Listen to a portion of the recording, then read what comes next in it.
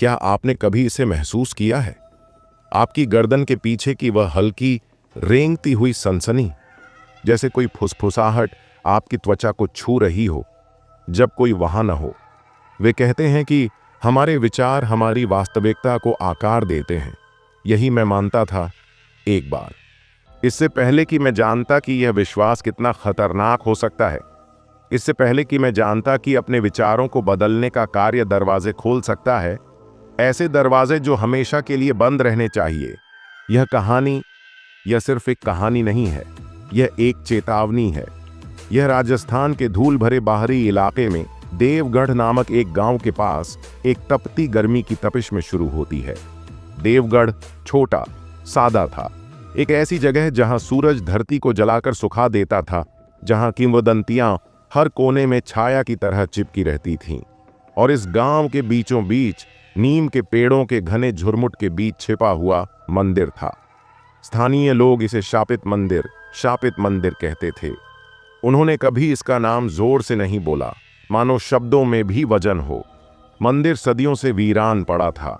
इसकी पत्थर की दीवारें समय के साथ टूट फूट गई थीं। इसकी मूर्ति बहुत पहले हटा दी गई थी, जिससे अंधेरे में डूबा एक खाली गर्भगृह रह गया था। कुछ लोगों ने कहा कि यह एक प्राचीन आत्मा का निवास था, एक संरक्षक जिसके साथ अन्याय हुआ था। दूसरों ने दावा किया कि इसे एक तांत्रिक ने शाप दिया था, जिसका क्रोध कभी शांत नहीं होता। कोई भी सच्चाई नहीं जानता था, कोई भी जानना नहीं चाहता था, मेरे अलावा कोई नहीं। मैं एक साधक था, एक यात्री था, स्थानों का नहीं बल्कि विचारों का।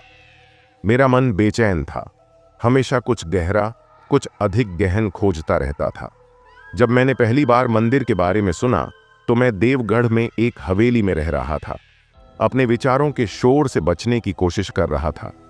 मैं शांति के लिए आया था, लेकिन जो मैंने पाया वह एक दुःस्वप्न था। यह काफी मासूमियत से शुरू हुआ। चाय की दुकान पर एक बूढ़े व्यक्ति ने मुझे मंदिर के बारे में बताया। उसकी आवाज कांप रही थी क्योंकि उसने मुझे दूर रहने की चेतावनी दी थी। वह जगह, उसने फुसफुसाते हुए कहा, मनुष्यों के लिए नहीं है। एक बार जब आप अंदर कदम रखते हैं तो यह आपको बदल देता है। यह आपको चीजें देखने और करने के लिए मजबूर करता है। मैंने इसे हंसी में उड़ा दिया। मैं श्रापों या आत्माओं में विश्वास नहीं करता था। मेरे लिए मंदिर अतीत का एक और अवशेष था, इतिहास का एक टुकड़ा जो उजागर होने का इंतजार कर रहा था। उस शाम जब सूरज क्षितिज से नीचे डूब रहा था, मैं मंदिर की ओर चल पड़ा। ग्रामीणों ने मुझे जाते हुए देखा। उनकी आंखों में दया और भय के बीच कुछ भरा हुआ था। मंदिर का रास्ता उग आया था और घुटन भरा सन्नाटा था। यहां तक कि पक्षी भी गाना नहीं चाहते थे। जैसे जैसे मैं पास पहुंचा, हवा भारी, मोटी होती गई, मानो दुनिया खुद अपनी सांस रोक रही हो। और फिर मैंने इसे देखा। मंदिर जो धरती द्वारा आधा निगल लिया गया था, इसका एक बार का भव्य प्रवेश द्वार अब टूटते हुए पत्थरों का एक दांतेदार मुंह बन गया था। मैं बस एक पल के लिए हिचकिचाया, लेकिन जिज्ञासा ने मुझे आगे बढ़ाया। अंदर हवा ठंडी और नम थी, जिसमें मिट्टी और कुछ धातु की गंध थी, शायद खून। दीवारों पर नक्काशी की गई थी, देवताओं और राक्षसों की आकृतियां जो अनंत युद्ध में उलझी हुई थीं। लेकिन सबसे ज्यादा परेशान करने वाली चीज थी सन्नाटा। यह निरपेक्ष था, पत्तों की सरसराहट नहीं, कीड़ों की गुनगुनाहट नहीं, बस सन्नाटा, घना और दमनकारी, मेरे कानों को दबा रहा था। गर्भगृह के केंद्र में एक कुर्सी थी, खाली और टूटी हुई।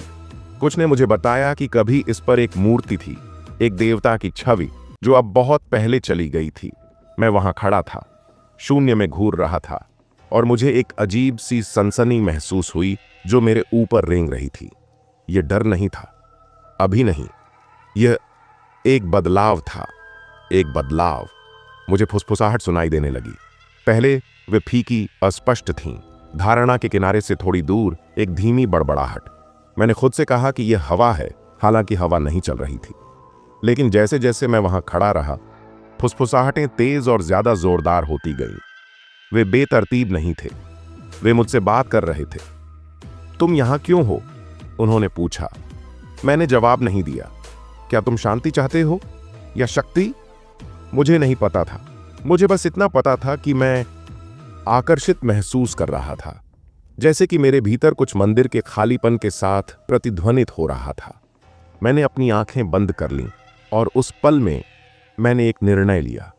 मैंने सोचा, मैं बदलना चाहता हूं, मैं आजाद होना चाहता हूं। जिस क्षण यह विचार मेरे दिमाग में आया, दुनिया बदल गई।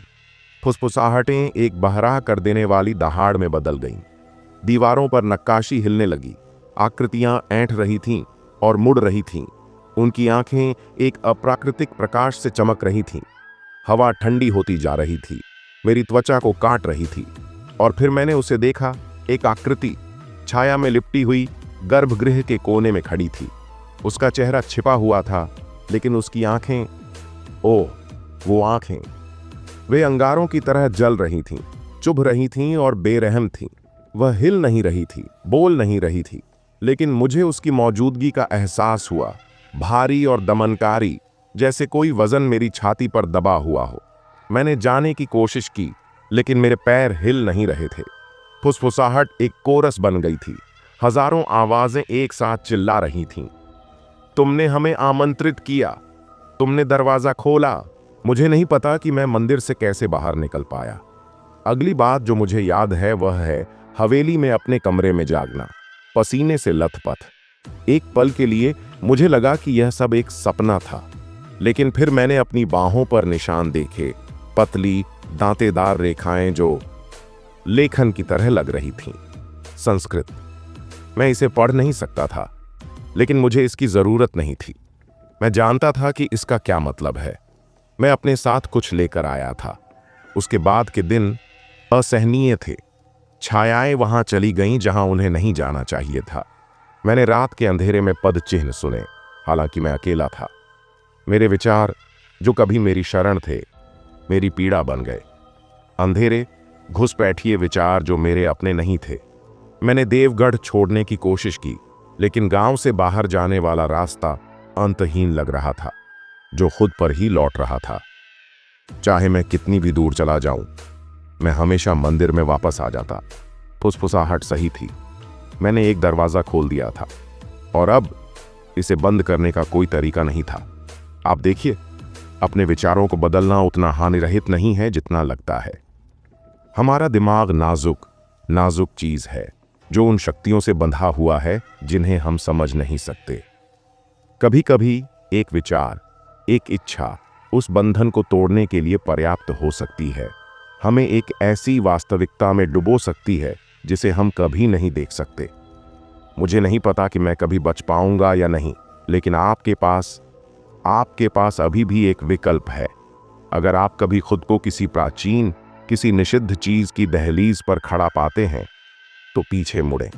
अपनी जिज्ञासा को अपने ऊपर हावी न होने दें, और सबसे बढ़कर अपने विचारों को भटकने न दें, क्योंकि एक बार वे भटक गए तो आप एक दरवाजा खोल सकते हैं और दूसरी तरफ क्या है आप जानना नहीं चाहते। यह आपकी चेतावनी है। इस पर ध्यान दें, इससे पहले कि बहुत देर हो जाए।